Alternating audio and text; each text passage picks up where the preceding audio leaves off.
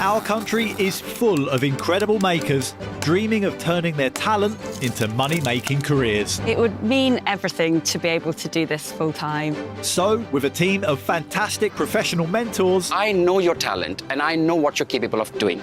I run a one-of-a-kind bootcamp, showing them how to do just that. Perfect. My proudest moment, I've got to share that. Yes. Now I'm on my way to catch up with those who have made their dreams come true. Hello. There he is. Hello, mate. I'll be hearing about their amazing achievements I've been able to put down a deposit on a house. This is my full-time job. and finding out how much money they're making. A little bit under £40,000. Around 50. 50,000. Yeah. So join me and meet the fabulous makers who have transformed their lives and made it at market. You can kind of say I'm living the dream. I think that's Sort fair to of. say.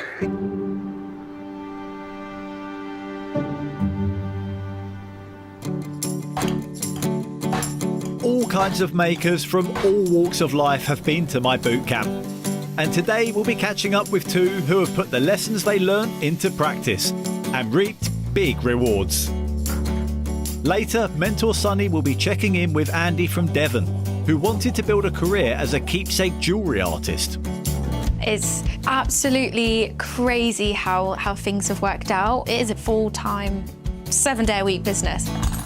First though, I'm going to drop in on metal artist Lyndon in Essex. This is not far, actually, from where I grew up. Grew up in Southend. Nice to be coming home, but this time I'm going to see Lyndon. When I first met Lyndon at my bootcamp in the summer of 2023, he was hoping we could help him give up his job as a welder and fabricator to create a new business and dream life. If I can be at home with my family more often, down the workshop, that's definitely where it is for me, and especially my son. I could possibly employ him in the future. I think he's going to be a manual worker, very hands-on, so if I can guide him into something that... He struggles with sort of academic stuff, does he? Academics, a little bit of ADHD, then I think if he can put his efforts into something like this, brilliant.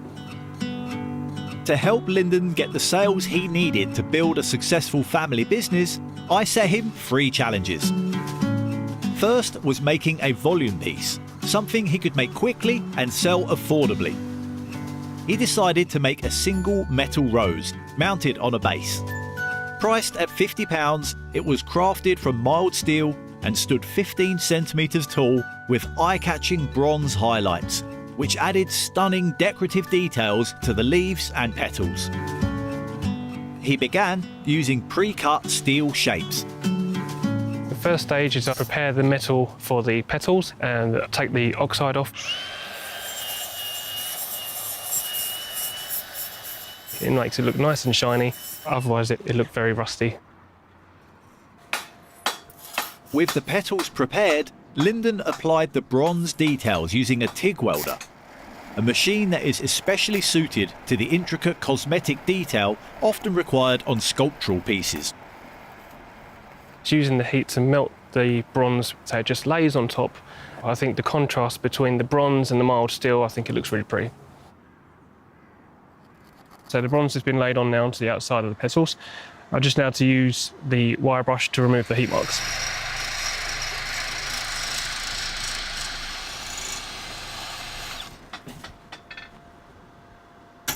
There's the difference, it's before and the after. You can see we're all nice and shiny, catches the light when you look at it at different angles. With the petals taking shape, Lyndon cut and added texture to the rose's stem.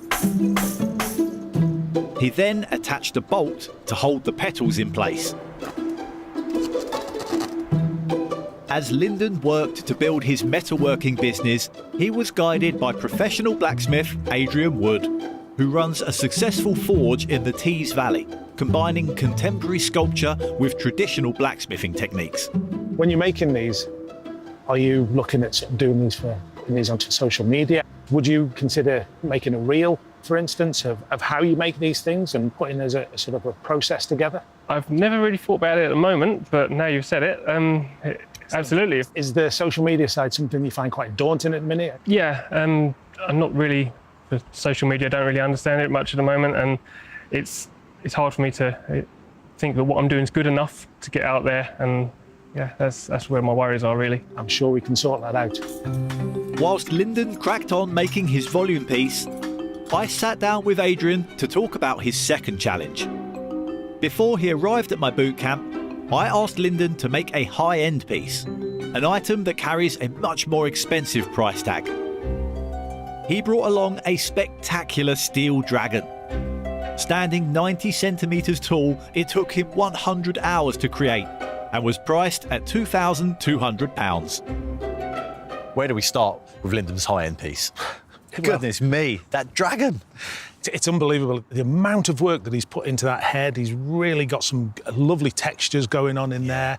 He's finished it beautifully, really has.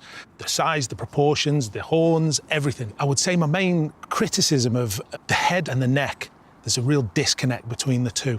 The texture and the... Yeah. Yeah. And if he just brought maybe some of that texture and some of that that technique down into the back of it a little bit, it would fit. Lyndon's hoping to get £2,200 for it. For the amount of work that he's put into it now, I think it's where it is. Whether would somebody buy it? Yeah. Maybe not. It need that cohesion between the two pieces to make it more saleable. Back in the forge, Lyndon was working away on his volume piece, hand-shaping the petals on his metal rose.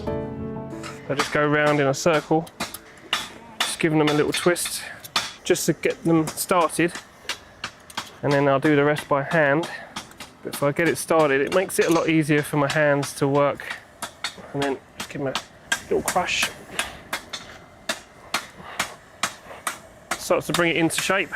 Now I just get the needle nose pliers and just roll these round. And that's the main part of the rose head done. With the petals shaped, Lyndon put the finishing touches to his metal rose by welding 3 leaves to a metal stem, cleaning them with a wire brush, and shaping them. I just pop a leaf into there. It's usually just one hit, like so. Put it in the corner, giving it a tap. There you go, just adds that little bit of shape to the leaves. And then, because it's only thin rod, you can then manipulate them to whatever shape I want them. I want them bending down, that can be done. And there we go, they're now ready to be welded to the main stem. Lyndon's steel rose with bronze detailed petals and leaves took him just under an hour to make. And with material costs of around £10, he gave it a price tag of £50. I love it. I love the colour that he's put into the top of the leaves. I think it's a really nice, unique, saleable thing. It really makes it. It really does. What do you think about an asking price of £50? £50 is around the right price for a rose. There's a few elements that I would potentially look at changing, potentially even look at sort of machinery or tooling that could make those leaves pop a little bit more. It's just those little things, those little attentions to detail that will elevate the piece of work to make it definitely worth that £50. I would love to see at least the petals or something made of copper. So you'll be able to sort of braze, essentially, the copper to the steel. Yep. And mix them together. I'll give it a go. Add a new dimension to it. Oh, there's so much potential. I know. This is good. It's fantastic. No, brilliant. Thank you very much. High hopes for you. We'll find out shortly how Lyndon's roses are selling now. But for his final challenge at the boot camp, I asked him to make his favourite piece to find out if the thing he loved making the most could also be a bestseller.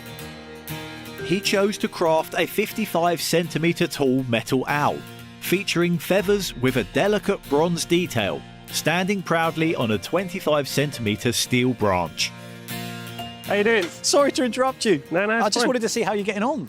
Really well, I think. I'm just starting to make a batch of feathers. You say it's a feather, but... At the moment, so hopefully it will look like that. Oh, There's lots more detail, so I put some little slits in there. Yeah, how are you doing the gold stripes? I use a slitting disc to cut like a groove, and then I use a TIG welder to put bronze inside the groove, and then you just use a flat disc, flatten it off. So it's not going all the way through, you're just scoring the surface and then filling it with the bronze. Yeah. That's a really nice little detail. Thank you. I was interested in how Lyndon made his metal owl, but mentor Adrian wanted to know how he planned to make money from it. Where are you looking to sort of sell? Be nice to sell at galleries. Have you identified any galleries in your local area? There's a couple in my immediate local area. I've contacted them. Yeah. I haven't received anything back yet. It might be worth just taking one or two of the things down with you. You can kind of sell yourself and the product while you're there. And Okay. if they can buy into it, they'll then look at their potential customers that are going to come along and buy it, and they can sell you. Lyndon's metal owl had a make time of 100 hours. So in order to show Adrian a finished piece, he brought one along that was closer to completion. I have some blanks here which I use for the face. I've already cut out the holes and some bigger holes here, so I will weld some ball bearings into these holes to make the eyes. And also I'll cut with a grinder. I'll put in some feather detailing, and I'll do that now before I weld them together, otherwise you can't separate them. After completing and attaching the owl's face to the body, Lyndon moved on to finalising the piece. Just a quick look to make sure he's not wonky. Yeah, that's fantastic. So I'll just reinforce now, do a few more tacks to make sure he's nice and secure. And then the final stage is building around the back of the head, nice small feathers so it looks in keeping with the head, then it's off to lacquer. Lyndon's owl was absolutely stunning and was packed with personality and detail in its characterful face.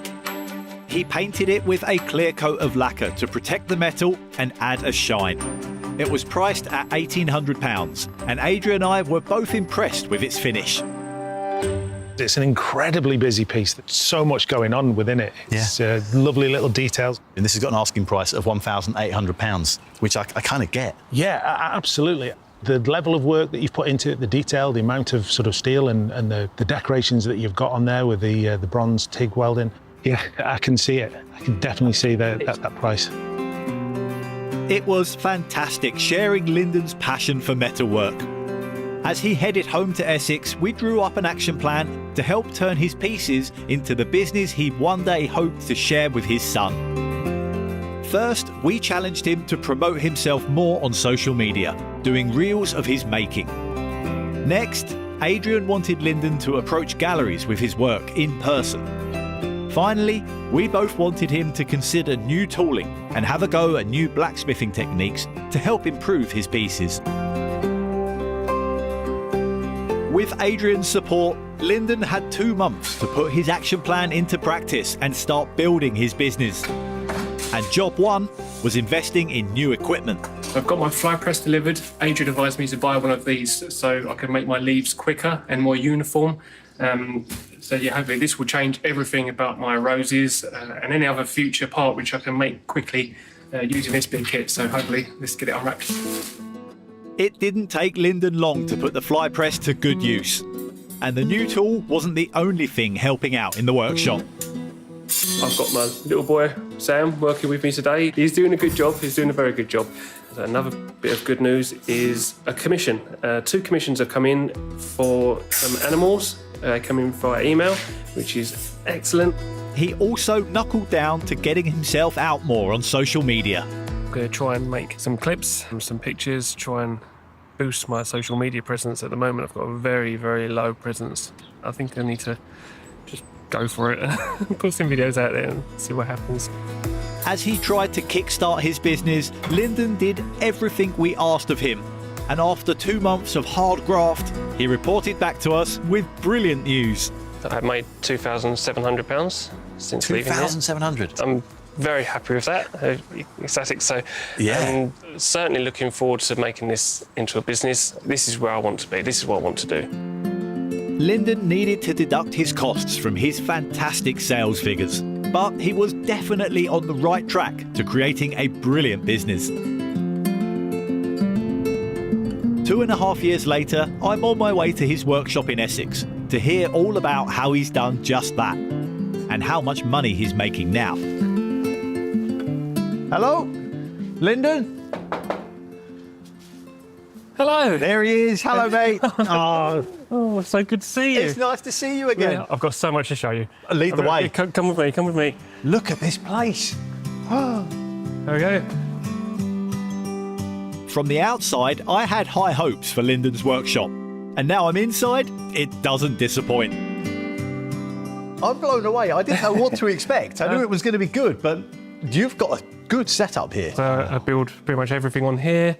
I use the shear over there to cut my rod. I've got the drill press, my vices. Yeah. And I've got the room next door, which is where all my parts are kept. And I've got my nice new bead roller there, which beautiful. This is a proper running organisation now, isn't it? Yeah. Considering from 2 years ago there was nothing, I'm really, really proud. Yeah. When I first met Lyndon, he'd only sold one item. Now he's got a brilliant workshop and an amazing new business. This is dispatch. This is dispatch area. Yeah? Yep, yeah, so parts, completed items, wrapped up on here, out they go. You're kidding me. All these tubs behind you, this is all parts. Your organisation. You've got this sorted. It's got to be perfect to make it work. It's been 2.5 years since you were last at our business boot camp. Yes. How has the business developed over that time? It's kept me very busy. As I say, I'd only sold one rose when I last met you at the boot camp. Yeah. And from then, it's up into the very, very high hundreds now. Hundreds? Just short of 1,000 orders now in that time. Wow. Blows me away. What products in particular have helped grow the business? Well, I must say, it's the one that you actually asked me to... You said you'd like to see the copper rose. This was your volume piece, wasn't it? Yes, this was the one I built at the boot camp last time. You'd like to see copper rose. I made copper rose, and I must admit, thank you so much, because that has been the most popular item. With material costs of up to £25, Lyndon's new copper rose has a price tag of £60. Along with the other versions he's developed, he's sold a whopping 500 roses since he was at the boot camp, as well as other flowers priced at £45 to £130. But it's not just the volume pieces that are bringing in the money. How about the high-end pieces? Are they selling? Yes, yeah, I'm pleased to say as well. They sell as well. Yeah, very pleased, very pleased. I love Lyndon's larger, more sculptural pieces. So it's good to hear they're selling too, with his bonsai trees going for £525 to £800, depending on their size.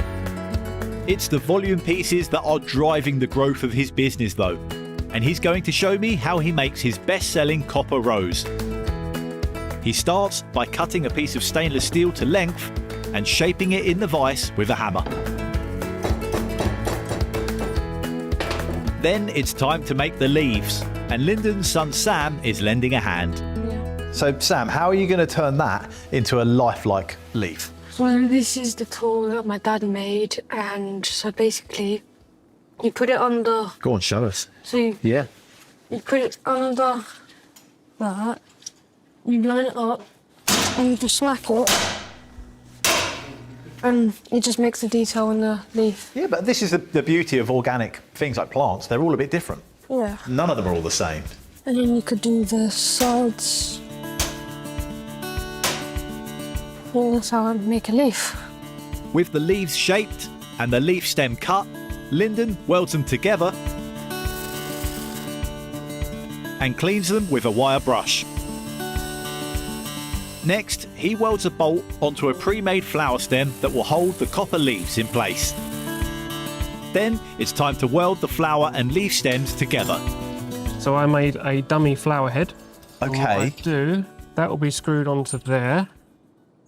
And that is going to give a representation of where that copper will be.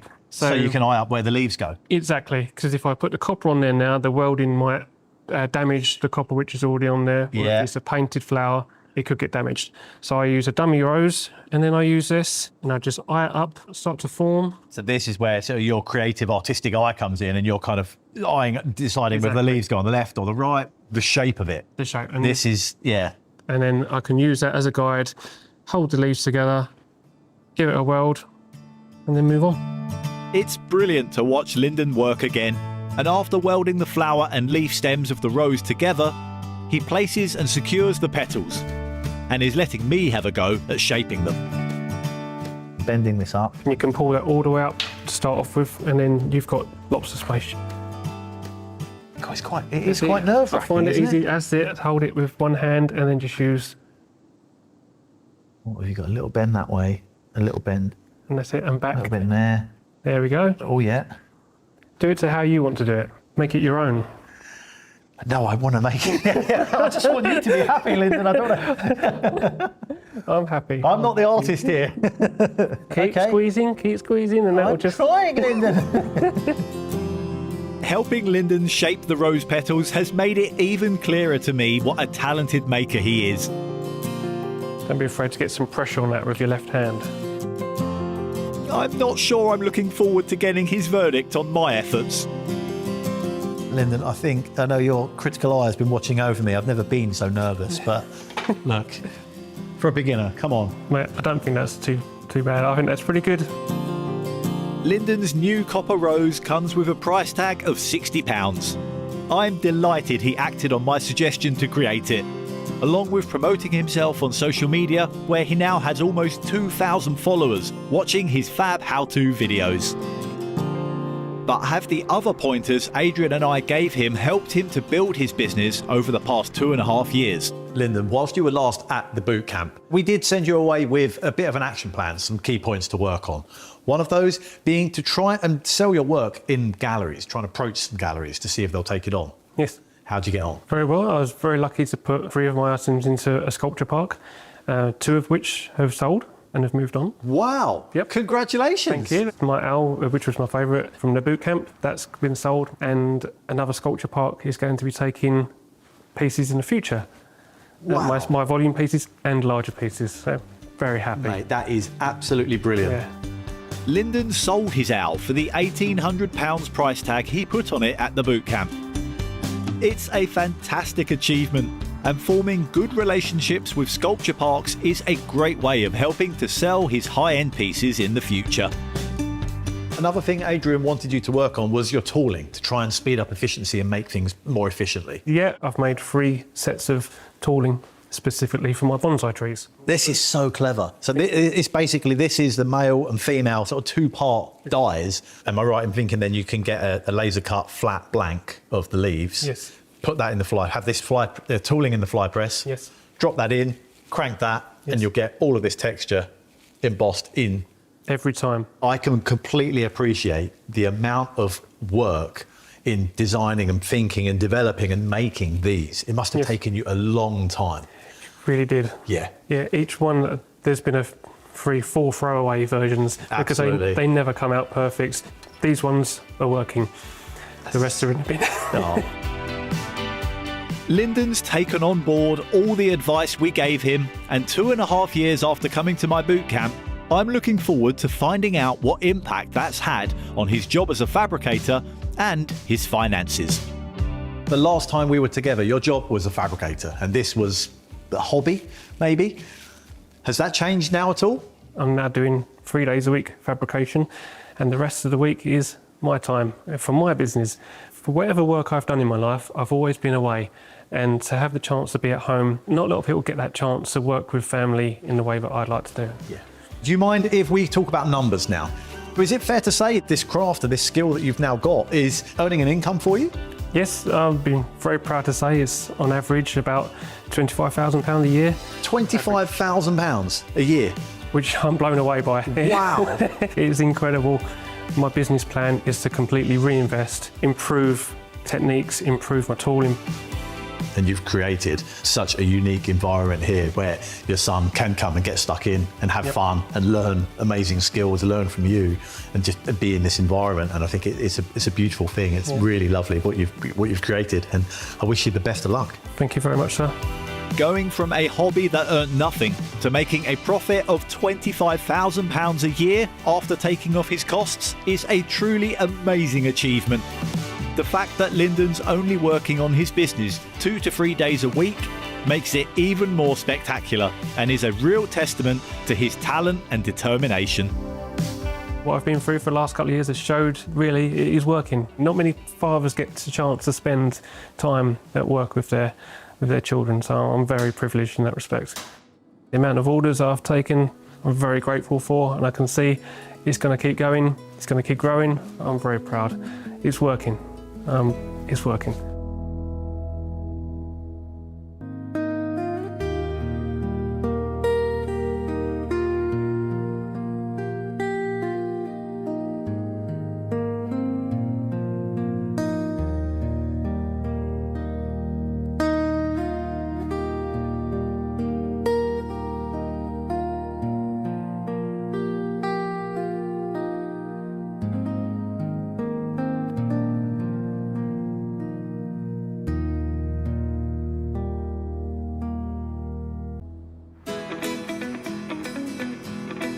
The second maker we're catching up with today is Keepsake jeweller Andy from Devon.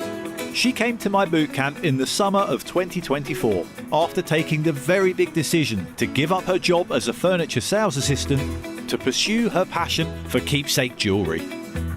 I'm a keepsake artist. I encapsulate things like cremation ashes, pet fur, hair. I just love the idea of sort of capturing a memory and creating something really precious from it. Like Lyndon, I set Andy 3 challenges.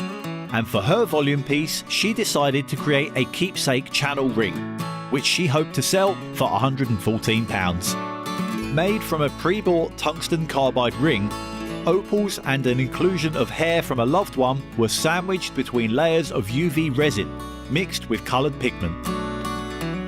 I'm going to fill the channel of the ring with the resin, just trying to make sure that it's not pouring over the edges, just because it just gives us a lot more work to do later on if it goes everywhere. After filling the channel of the ring with 2 layers of coloured resin, Andy began adding the opals. Just making sure that the opals don't actually go any higher than sort of the level setting of the ring, because if it does, then once I put the top layer of resin on and cure it and I sand it down and polish it, there are going to be little patches where the opals are sticking out. I am just going to cure this under the UV lamp. I'll just rotate it very slowly as I go. I'm using a UV-based resin, which means that with a UV light, the resin liquid will turn into a solid after curing under the light for a few seconds. To help her make money from her work, Andy was mentored by professional jeweller Sunny Bailey Aird. And whilst she focused on making her channel ring, I sat down with Sunny to talk about her second challenge. I asked her to bring her favourite piece to the bootcamp to see if what she loved making the most could be a big seller. She decided to showcase a pendant encapsulating fur from her pet cat, Jerry, who had recently passed away.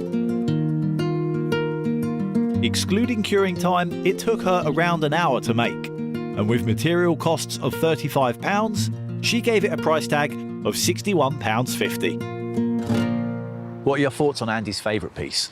It's crispy clean, it looks nice and tidy. The only thing I would like Andy to try and change is to, instead of buying in components, I'd love to see Andy dip her toe into the actual making of the mount. She needs to do these stories as much justice as possible, and the stories deserve nothing less than handmade. How can we help Andy at the moment? Any key points for her? Her main market is where she's from, so we want to try to expand that. Obviously, the first port of call here is social media. Sharing the story online is going to do nothing but draw more eyes to her work, and that's the most important part. Back on the jewellery station, Andy was adding hair to her keepsake channel ring. I like having the responsibility of working with things that are so precious to people. You can really tell how much somebody meant to somebody. This is a final layer of resin, making sure that it is in the channel part, because anything that does come over the sides accidentally, it is going to be sanded and polished back. When she arrived at my bootcamp, Andy had been making keepsake jewellery for 3 years. It was something she started following a day out with a former partner. Around 2021, I was really fortunate enough to kind of attend this really nice beach day. And I thought, do you know what, I really wanted to capture this memory. So I collected sort of like a handful of shells. I made some resin jewellery. And from there, it's gone from shells to fur to ashes. And I just love making it. After hardening the top layer of resin in her ring under a UV light, Andy moved on to applying the finishing touches. I'm just making sure that the surface of the ring doesn't have deep scratches. The next step would just be to polish, and then we're pretty much done. With material costs of around £30 and a make time of 90 minutes, Andy's channel ring was beautifully made. With kiln and workshop costs to consider as well, she gave it a price tag of £114. I think there's so much potential for this design. The really simple way that we can elevate this is essentially take a mold of the base ring without the resin, get it cast up into silver, and we can outsource that. And then that essentially just increases the preciousness, and the customer's perceived value of the piece is instantly higher. At the moment, this is priced at £114. Do you think you'll still be able to make that for the same price out of silver? We might have to increase it a touch, because mould making, getting the cast, and obviously the precious metal itself is going to come at a slightly higher price, but it's not going to be earth-shaking. For both of her first two pieces, Sunny wanted Andy to raise the level of her work by using higher quality materials. And for her third task, he gave her a special Mentors challenge that was designed to make her do just that. I picked this challenge for Andy because using nicer materials is going to in turn elevate her designs, and it's also going to command a higher price point. We have to make sure that she's doing the stories justice. To try and create a higher end piece, Andy decided to make a domed glass keepsake pendant. Ground fragments of glass known as frit and ashes were mixed and fused together inside a glass cap and set in a pre-bought silver mount. After cutting the glass caps, Andy assembled the frit and ashes mix. These ashes are actually donated to me. They are horse ashes. So I've got a tiny, tiny bit of ashes. I'm just going to very gently tap inside. I don't want it to get anywhere else. That's okay. The frit and ashes mix needed topping off with a glass cap, which would form a glass stone after being fired in the kiln. As she was experimenting with the process, Andy made a number of them to make sure she had one that fit inside a pre-bought silver mount. I'm just going to make a few more and then it's going to be ready to go inside the kiln. Right, Andy. Oh, hello. I'm seeing lots of activity on over. I couldn't contain myself. What are you working on at the minute? I'm pretty much just sandwiching the horse's ashes between two bits of frit, just hoping that when it's fusing in the kiln, it really fuses as sort of one whole. Right. That's what I'm really hoping for. The stones took 4 hours to form and then needed to be left to cool for several more, before being ready to be glued in to pre-bought silver mounts. With such a long prep time, Andy brought along a finished pendant to be able to show Sunny and I a completed piece. It was priced at £120 to £140. The thing that jumps out to me is the contrast of colours you've got in there. You've got that crispy, almost crystal ball-like glass, and then you've got that deep greeny blues, and you can see the ashes super clearly. And you've actually smashed the actual making of the glass too. Memorials mean a lot to you, but there's another side to encapsulating these memories. Have you ever thought about celebrations? You could go into newborn babies, you can go into honeymoons, commemorating any journey or part of life, if you will. Andy's skill and passion for keepsake jewellery was clear to see. And as she headed back to Devon, Sunny drew up an action plan to help her start getting the sales she needed. First, he asked her to make her own mounts and rings by hand, and also use glass instead of resin to make her pieces more high-end. Next, Sunny wanted Andy to share what she does online, to reach out to customers beyond her local area. Finally, she needed to think about developing collections of keepsake jewellery for celebratory events. With Sunny's support, we gave Andy 2 months to work on our advice and get the sales coming in. She started by making her pieces more high-end. I've ordered powder glass, I've ordered fine and medium frits, and I'm going to experiment with sort of getting the colour right, and then I'm going to start incorporating the ashes again into that. And instead of trying to make the stone to fit the setting, I'm going to make my own settings that are going to fit the stone. I'll go through the whole process of, like what a typical jeweller or silversmith would do. Andy also worked on creating a collection of pieces to celebrate other life events, like babies and birthdays, as well as promoting herself on social media. Last night, I scheduled a post to be released this morning, and I have seen my face and my work all over social media. In the 8 weeks after my bootcamp, Andy worked around the clock following our advice. And when she came back to fill us in on her latest achievements, she'd done herself proud. you mind if I ask how much you've made over the last 8 weeks? I've made just shy of £1,800. Really? Literally just the action points alone has allowed me to sort of go down that far. This is just the start, so look at this 8 weeks as just the beginning. You can take it wherever you want. Andy had to take off her costs from her fabulous sales figures, but Sunny was bang on. She'd created a business with huge potential. 18 months after she first came to the boot camp, I've asked him to head down to Devon to visit her at her new workshop and find out how she's fulfilled it. Andy, hello, mate. How are you? Good, you? I'm okay, thank you. Good. Come on in, come on in. When she came to the boot camp, Andy was making her pieces in the spare room in her house. Now, as well as this brilliant new workshop, she's also got a consultation room next door where clients can come in and tell her their stories. Andy, your space is incredible, but am I right in saying that the business is moving alongside that? Yeah, it's absolutely crazy how things have worked out. People are searching my name online. Nice. And finding my pieces, and also I'm like hiring people and I'm paying people a commission to help me with my own designs and my own collections. So yeah, it really is working out absolutely great. Like, it is a business. It's a full-time 7-day-a-week business. So which pieces since the bootcamp have been your best sellers? We wanted to make a higher end product. So one of the things that we wanted to work on was fabricating things from start to finish and not buying pre-made stuff, and working with glass. So I've kind of put them both together and started making my own like glass rings and pendants, which has been a bestseller.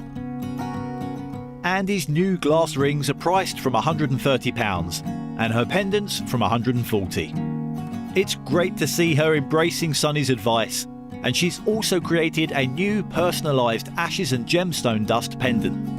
It has a price tag of £250, and she's going to show Sunny how she makes it. This is basically going to be the start of a pendant. So what we tend to do, or at least the concept of this one, is to put ashes and sort of crushed up gemstones inside. The middle bit is going to be the thing that resonates with the customer. So it might be a shape of a heart, it might be a paw print, it might be a smiley face if they really wanted. But once we file it down, we'll be able to see obviously the contrast between the gemstones and also the silver. The customer's shape in the silver square is created using CAD, or computer-aided design technology, from which the piece is then cast from a wax model. After soldering the pendant and ring that will hold the chain in place together, Andy moves on to filing and sanding to remove any scratches and imperfections from the casting process. But rather than holding the piece in her hand, Sunny wants her to brace it against her bench peg to speed up the process. If you're loose, you can't apply enough pressure. Yeah.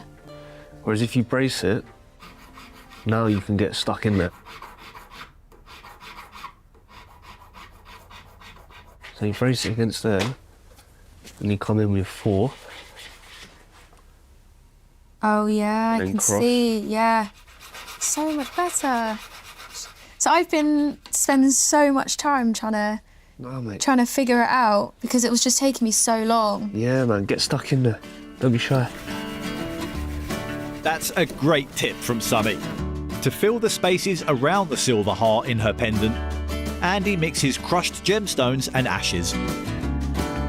1 spoon of the obsidian. Gonna do a scoop of this in there like that. So I'm going to give it a shake just to make sure that I'm happy with the colour itself. Quite like that. I think that's nice. Yeah, it's nice. After carefully placing the mix around the heart, I'm going to use a really fine brush just to push all of the excess into the gaps. Andy secures it in place with 3 layers of an adhesive which is more durable than resin. You can see it filling the channel. I'll wait till it cures and then we're ready to polish. After filing, sanding and polishing the pendant, Andy moves on to creating an inscription on the back using an engraver she's been able to buy from the profits of her business. Just for the purpose of this, I'm going to put Mum.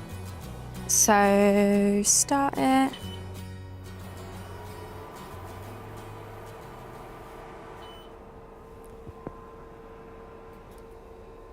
It's going to be a little bit hot.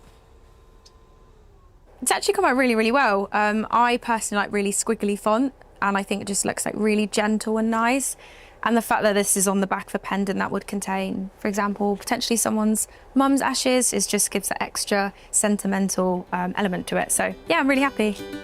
With material costs of £130 and a make time of up to 5 hours, Andy's new personalised pendants are priced at £250. It's great to see her throwing herself into making new designs and higher-end jewellery. She's also made some pieces for celebratory events, but I'm keen to know if she's been promoting herself on social media and find out how much money she's now making.